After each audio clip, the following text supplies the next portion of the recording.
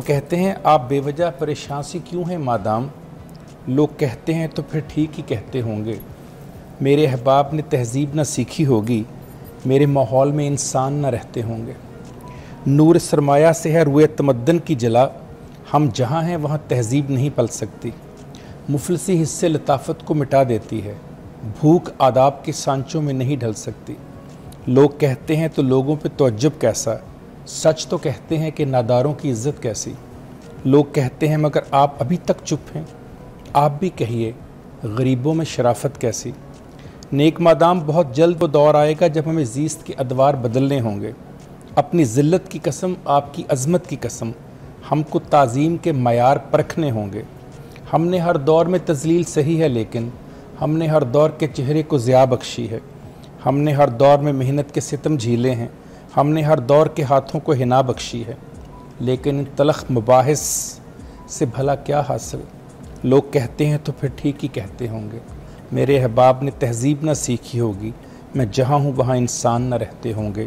وجہ بے رنگی گلزار کہوں یا نہ کہوں، کون ہے کتنا گناہ گار کہوں یا نہ کہوں۔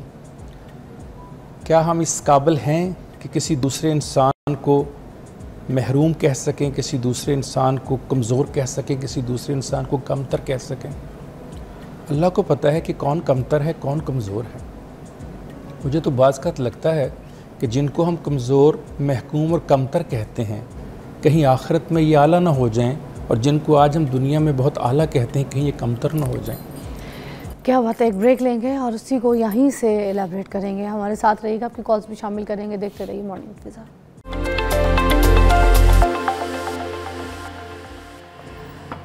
اچھا جی، جو خوش نصیب لوگ ہوتے ہیں ان کے بارے میں تو ہمیں سمجھ آ جاتا ہے، دکھ جاتے ہیں، ان کے پاس اللہ کا دیا پیسہ بھی ہوتا ہے، شہرت بھی ہوتی ہے، ان کے پاس کام، جاب، اولاد، فیملی، سب کچھ۔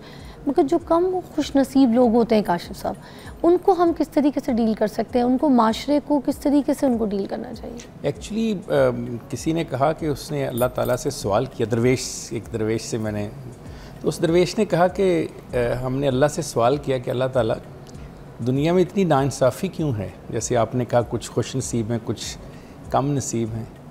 تو اس درویش نے کہا کہ اللہ نے کہا اگر یہی سوال میں تم سے کروں کہ میں نے تو تم لوگوں کو خوش نصیب اس لیے کیا تھا کہ تم ان لوگوں کو ہاتھ پکڑ کر اس راستے سے گزارو کہ میں نے تمہیں دیا ہے، تم آگے دو، تو یہ تمہاری ذمہ داری تھی آگے دینے کی۔ اچھا، تم لوگوں کو خوش نصیب کیا ہی اس لیے تھا کہ تم لوگ اس نصیب میں سے کچھ آگے بھی تقسیم کرو گے، تم نے دوسروں کا نصیب بھی کھانا شروع کر دیا۔ واصف صاحب کا ایک بڑا خوبصورت جملہ ہے کہ خوش نصیب وہ ہے جو اپنے نصیب پر خوش ہے۔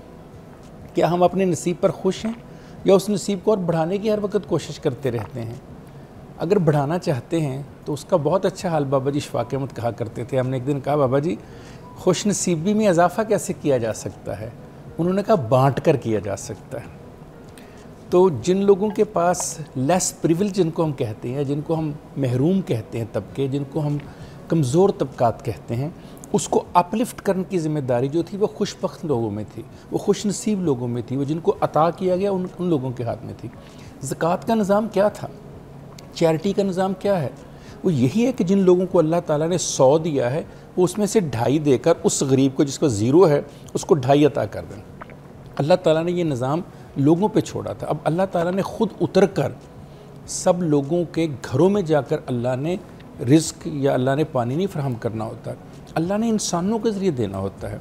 آپ کو وہ حدیث یاد ہوگی جب اللہ تعالیٰ فرمائیں گے، اور یہ متفق علیہ حدیث ہے، اللہ تعالیٰ پوچھیں گے قیامت کے دن آپ سے اور مجھ سے کہ میں بھوکا تھا تم نے مجھے کھانا نہیں کھلایا، میں پیاسا تھا تم نے مجھے پانی نہیں پلایا، میں تمہارے پاس آیا تم نے میری بات نہیں سنی، میں بیمار تھا تم نے میرا حال نہیں پوچھا۔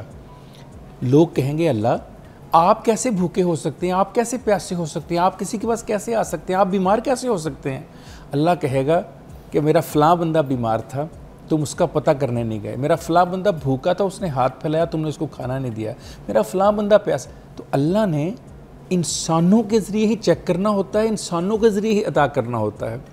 تو خوش نصیب لوگوں کا کام یہ ہے کہ اگر اس نصیب کو اور خوشی شامل کرنا چاہتے ہیں تو ان غریبوں کا خیال کریں، ان لوگوں کا جو ویک ہیں, جو کمزور ہیں, جو محکوم ہیں, جو آپ کی طرف دیکھ رہے ہیں. سر مگر ہمارے وہاں تو یہ ہوتا ہے نا کہ جیسے ہمارا کوئی سٹاف ہے ہمارے ساتھ کام کر رہا ہے, تو اگر ہمارے ساتھ کوئی ملازمہ چلی گئی ہے تو موسٹلی دیکھنے کو تو آپ نے دیکھا ہوگا ریسٹورنٹس میں ملتا ہے کہ کھانا کھا رہے ہیں, مگر ملازمہ جو ہے وہ ایک الگ کونے والی ٹیبل پہ جو ہے نا ادھر اس کو بٹھایا ہوا ہے اور اس کو کچھ نہیں دیا ہوا, جو ان کے بچے کو پال رہی ہے, بچی کا دودھ بنا رہی ہے, بچے کے منہ میں جو ہے نا چسنی ڈال رہی ہے, چیزیں کر رہی ہے, اس کو لک آفٹر کر رہی ہے. ایسے کونے میں بٹھایا ہوا ہے کہ باقی بھی جو ریسٹورنٹ میں لوگ ہیں وہ ڈسٹرب نہ ہو اس کی وجہ سے کہ ملازمہ کیوں بیٹھی ہوئی ہے. وہ دوسرے وہ کہیں گے کہ ہم ان کی ملازمہ کے ساتھ بیٹھیں گے, نہ اپنے ساتھ بٹھایا جا رہا ہے نہ کسی کی کوئی ملازمہ کے ساتھ بیٹھنا چاہ رہا ہے. اس کے بعد ان کی ٹیبل میں کھانے کو بھی کچھ نہیں ہے. اور کچھ ایسی ویڈیو بھی سامنے آئی ہیں جس میں کہ جیسے گھر اگر واپس جا رہے ہیں گاڑی میں اگر جگہ نہیں ہے ملازمہ کی تو ملازمہ پیچھے ڈگی میں بیٹھی ہوئی ہے. یہ پراپر اتنی ویڈیوز دیکھنے کو ملی ہیں کہ میں آپ کو بتا نہیں سکتی. جی آپ کی بات بالکل ٹھیک ہے, 100% آپ کی بات ٹھیک ہے. بڑی بدقسمتی ہے سوسائٹی میں یہ ٹرینڈز جو ہیں اب زیادہ ہو گئے ہیں. شاید فضا پہلے بھی تھے مگر سوشل میڈیا اتنا وائبرنٹ نہیں تھا, سٹرونگ نہیں تھا, پتہ نہیں چلتا تھا. شروع سے ایسے ہیں دنیا. طارق عزیز صاحب بہت خوبصورت انسان تھے, پچھلے دنوں برسی تھی ان کی, تو ان کی ایک اشعار دو یاد آ گئے. وہ کہتے ہیں دنیا اتے مڈ قدیموں دو قبیلے آئے نے, ایک جنہاں نے زہر نے پیتے ایک جنہاں نے پلائے نے. یہ زہر پلانے والے لوگ ہیں, ان کی تاریخ میں کوئی جگہ نہیں ہے جو اس طرح سے سلوک کرتے ہیں, اس طرح کار کرتے ہیں. میں اکثر کہا کرتا ہوں کہ ہم بات کرتے ہیں, ہم کہتے ہیں سیرت النبی صلی اللہ علیہ وآلہ وسلم سے سیکھنا چاہیے. یہ سیکھا ہم نے سیرت النبی صلی اللہ علیہ وآلہ وسلم سے. یہ ہے اسلامی ملک جس کی خاطر قربانی دی تھی, جو کہتے ہیں کلمے کے نام پہ بنا تھا. حضرت ابو امامہ بن سہیل بن حنیف رضی اللہ تعالیٰ عنہ فرماتے ہیں کہ ایک بار رسول اللہ صلی اللہ علیہ وسلم نے کہا کہ وہ جو سب سے غریب حبشی عورت ہے اس کا کیا حال ہے. کہا یا رسول اللہ وہ تو ایک غریب سی مسکین سی محتاج سی عورت ہے. کہا مجھے روزانہ اس کا حال آ کے بتایا کرو اور اس کی مدد کیا کرو. پھر ایک دن آپ نے کہا کہ اگر اس خاتون کو کچھ ہو جائے تو میں اس کا جنازہ خود پڑھاؤں گا. خاتون دنیا میں انتقال کر گئیں. آپ صلی اللہ علیہ وسلم کے پاس مدینہ میں صحابہ اس کو لائے, دیکھا آپ محو استراحت تھے, جگانا آپ نے پسند نہیں کیا, ان کو دفنا دیا. آپ اٹھے, اٹھتے ہی آپ نے صحابہ سے پوچھا اس عورت کا کیا حال ہے, اس حبشی عورت کا. کہا یا رسول اللہ وہ تو رات انتقال فرما گئی. کہا مجھے کیوں نہیں بتایا. کہا آپ محو استراحت تھے, آپ کو ڈسٹرب کرنا مناسب نہیں سمجھا. آپ کی آنکھوں میں آنسو آ گئے. آپ نے وضو کیا اور کہا سب صحابہ میرے ساتھ چلو اور دکھاؤ مجھے اس کی قبر کہاں ہے. اس کی قبر مبارک کے اوپر گئے اور وہاں قبر کے اوپر کھڑے ہو کر جنازہ پڑھا دوبارہ اس کا. یہ ہے سیرت النبی. کیا آج اس کی, یعنی میں وہ کہہ رہا ہوں جو دنیا سے چلی گئی اور آج آپ کے ملازمین جو ہیں, جو غریب لوگ ہیں, وہ دنیا میں موجود ہیں, زندہ ہیں, سانس لیتے ہیں, آپ کے بچوں کو پال رہے ہیں, آپ کے گھر کی صفائی کر رہے ہیں. عالم یہ ہے کہ گندگی آپ ڈالتے ہیں, گند والے آپ ہیں, نام ان کو ہم نے دیا ہوا, ہم نے ان کو بٹھا دیا اور ہم نے ان کو گاڑی کی ڈگی میں بند کر دیا. جیسے جانوروں کو نہیں لے کر آتے عید قربان کے اوپر ڈگیوں میں بند کر کے انسان کو اپنے جانور بنا کر پیش کیا ہوا ہے. اس کا حساب تو دینا پڑے گا. آپ کو بتانا تو پڑے گا کہ آپ کو اللہ تعالیٰ نے پریویلیج کلاس دی تھی. اللہ نے آپ کو کھانے کو دیا تھا, پینے کو دیا تھا, پہننے کو دیا تھا, بانٹنے کو دیا تھا, اور تم لوگوں نے یہ سلوک کیا ان لوگوں کے ساتھ. اگر یہی سلوک اللہ تمہارے ساتھ کرتا, بابا جی شفاق احمد کہا کرتے تھے بیٹا جب بھی کسی کے ساتھ کوئی سلوک کرو ذرا ایک بار سوچ لینا اگر یہی سلوک تمہارے ساتھ ہو تمہیں کیسا لگے گا. اور پھر اللہ تعالیٰ ایسے حالات بنا دیتا ہے کہ جیسا سلوک آپ کرتے ہیں ویسا ہی ماحول آپ کے لیے بن جاتا ہے. پھر آپ کو بڑی تکلیف ہوتی ہے, پھر آپ کو انسانیت یاد آ جاتی ہے, پھر آپ کو اعلیٰ حسب نسب یاد آ جاتا ہے. تو ان لوگوں کے لیے آپ کو یاد نہیں آتا کہ جن کا آپ کے اوپر ذمہ داری دی گئی ہے, جن کا آپ کو کہا گیا ہے. میں آپ کو ایک میرا بہت دل کر رہا ہے کہ میں آج آپ کو ایک واقعہ سناؤں. کیسے ایک بادشاہ نے نبی پاک صلی اللہ علیہ وآلہ وسلم کے بارے میں اپنے خیالات کا اظہار فرمایا. جب مکے میں ظلم ہو گئے تو نجاشی جو حبشہ کا بادشاہ تھا وہاں مسلمانوں کا قافلہ چلا گیا.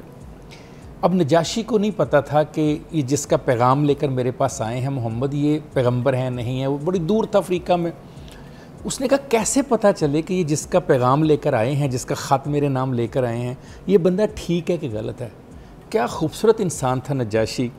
اس نے یہ نہیں کہا کہ ان سے پوچھو جو ان کے صحابہ ہیں, کہا محمد کا کوئی دشمن ہے ادھر. کہا جی پتہ کرتے ہیں. گئے, پتہ چلا حضرت ابو سفیان اس وقت اسلام قبول نہیں کیا تھا. پتہ چلا وہ آئے, کہا ان کو لے کر آؤ. دربار میں آئے کیا سوال کیا ابو سفیان سے. کیا کہا ابو سفیان محمد کو جانتے ہو؟ اس نے کہا جی بہت اچھی طرح جانتا ہوں. کہا یہ بتاؤ محمد اپنے کنیزوں اور اپنے غلاموں سے کیسا سلوک کرتے ہیں، اور جب غصے کی حالت میں ہوتے ہیں تو ان سے کیسے پیش آتے ہیں. ایک سوال پہ دیکھیے پرسنالٹی جج ہونے لگی ہے. سائیکولوجیکل اسیسمنٹ کرتے ہیں ہم سائیکالوجسٹ. میں اکثر کہا کرتا ہوں ایک سوال پہ سائیکالوجی میں نے دیکھا تو سیرت النبی میں دیکھا. اس نے کہا